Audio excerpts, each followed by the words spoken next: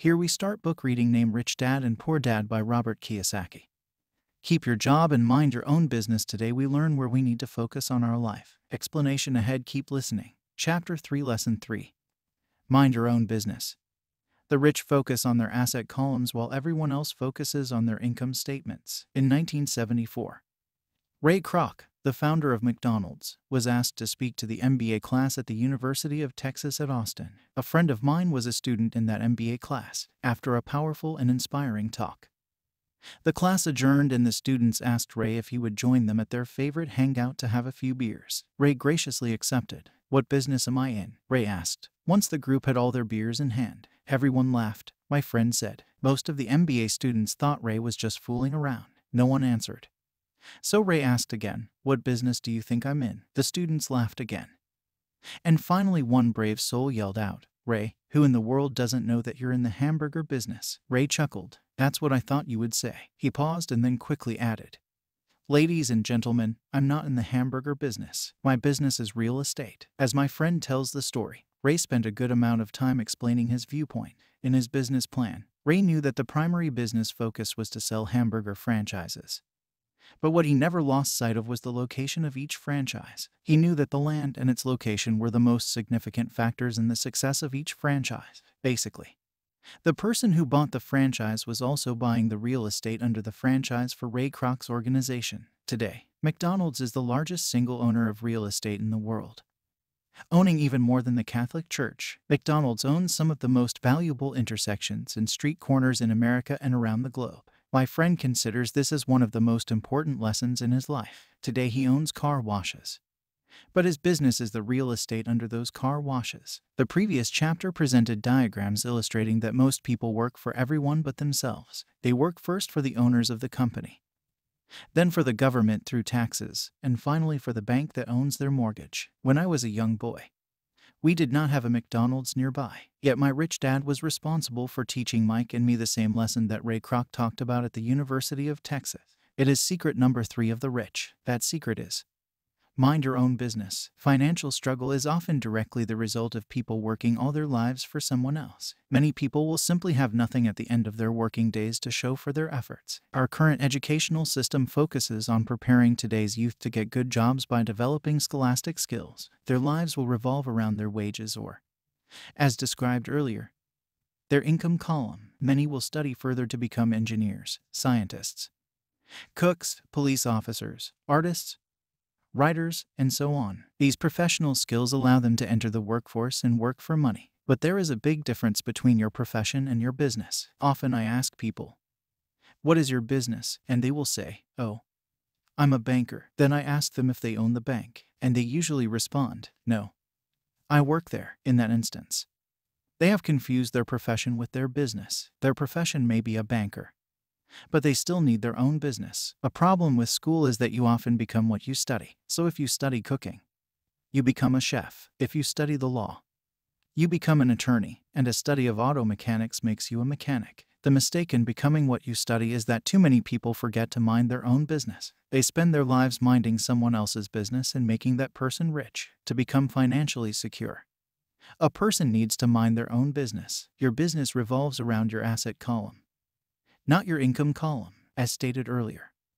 The number 1 rule is to know the difference between an asset and a liability, and to buy assets. The rich focus on their asset columns, while everyone else focuses on their income statements. That is why we hear so often, "I need a raise. If only I had a promotion. I am going back to school to get more training so I can get a better job. I am going to work overtime. Maybe I can get a second job." In some circles, these are sensible ideas, but you are still not minding your own business. These ideas all still focus on the income column and will only help a person become more financially secure if the additional money is used to purchase income-generating assets. The primary reason the majority of the poor and middle class are fiscally conservative, which means I can't afford to take risks, is that they have no financial foundation. They have to cling to their jobs and play it safe. When downsizing became the in thing to do, millions of workers found out their largest so-called asset, their home, was eating them alive. Their asset was costing them money every month. Their financial struggle is often the result of people working all their lives for someone else. Another asset was eating them alive. The golf clubs in the garage that cost $1,000 were not worth $1,000 anymore. Without job security, they had nothing to fall back on. What they thought were assets could not help them survive in a time of financial crisis. I assume most of us have filled out a credit application to buy a house or a car. It's always interesting to look at the net worth section because of what accepted banking and accounting practices allow a person to count as assets. One day when I wanted a loan, my financial position did not look too good, so I added my new golf clubs, my art collection, books, electronics, Armani suits, wristwatches, shoes, and other personal effects to boost the number in the asset column. But I was turned down because I had too much investment real estate. The loan committee didn't like that I made so much money from rent. They wanted to know why I did not have a normal job with a salary. They did not question the Armani suits, golf clubs, or art collection. Life is sometimes tough when you do not fit the standard profile. I cringe every time I hear someone say to me that their net worth is $1 million or $100,000 or whatever. One of the main reasons net worth is not accurate is simply because the moment you begin selling your assets, you are taxed for any gains. So many people have put themselves in deep financial trouble when they run short of income.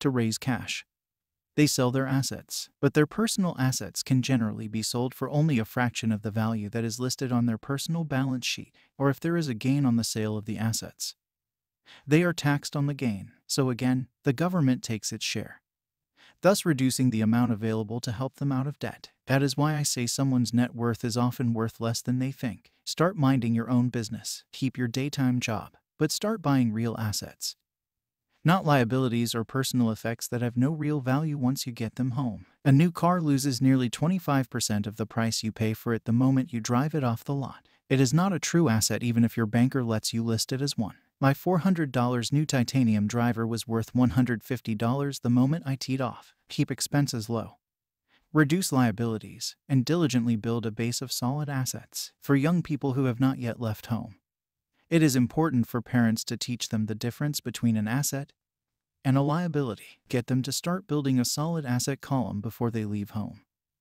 Get married, buy a house, have kids, and get stuck in a risky financial position, clinging to a job, and buying everything on credit. I see so many young couples who get married and trap themselves into a lifestyle that will not let them get out of debt for most of their working years. For many people, just as the last child leaves home, the parents realize they have not adequately prepared for retirement and they begin to scramble to put some money away. Then their own parents become ill and they find themselves with new responsibilities. So what kind of assets am I suggesting that you or your children acquire? In my world, real assets fall into the following categories. Businesses that do not require my presence, I own them, but they are managed or run by other people. If I have to work there, it's not a business, it becomes my job. Stocks, bonds, income-generating real estate, notes, royalties from intellectual property such as music, scripts, and patents. Anything else that has value, produces income or appreciates, and has a ready market. As a young boy, my educated dad encouraged me to find a safe job, but my rich dad encouraged me to begin acquiring assets that I loved. If you don't love it, you won't take care of it. I collect real estate simply because I love buildings and land. I love shopping for them, and I could look at them all day long. When problems arise, the problems aren't so bad that it changes my love for real estate. For people who hate real estate, they shouldn't buy it. I also love stocks of small companies, especially startups, because I am an entrepreneur, not a corporate person. In my early years, I worked in large organizations such as Standard Oil of California, the U.S. Marine Corps, and Xerox Corp. I enjoyed my time with those organizations and have fond memories. But I know deep down I am not a company man. I like starting companies, not running them. So my stock buys are usually of small companies. Sometimes I even start the company and take it public. Fortunes are made in new stock issues, and I love the game. Many people are afraid of small cap companies and call them risky, and they are, but that risk is diminished if you love what the investment is, understand it, and know the game. With small companies, my investment strategy is to be out of the stock in a year. On the other hand, my real estate strategy is to start small and keep trading up for bigger properties and, therefore, delay paying taxes on the gain. This allows the value to increase dramatically. I generally hold real estate less than 7 years. For years, even while I was with the Marine Corps and Xerox, I did what my rich dad recommended. I kept my day job, but I still minded my own business. I was active in my asset column trading real estate and small stocks. Rich Dad always stressed the importance of financial literacy. The better I was at understanding the accounting and cash management, the better I would be at analyzing investments and eventually starting and building my own company. Start minding your own business. Keep your daytime job, but start buying real assets, not liabilities. I don't encourage anyone to start a company unless they really want to. Knowing what I know about running a company, I wouldn't wish that task on anyone. There are times when people can't find employment and starting a company seems like the best solution, but the odds are against success. 9 out of 10 companies fail in 5 years. Of those that survive the first 5 years, 9 out of every 10 of those eventually fail as well. So only if you really have the desire to own your own company do I recommend it. Otherwise, keep your day job and mind your own business. When I say mind your own business, I mean to build and keep your asset column strong. Once a dollar goes into it, never let it come out. Think of it this way.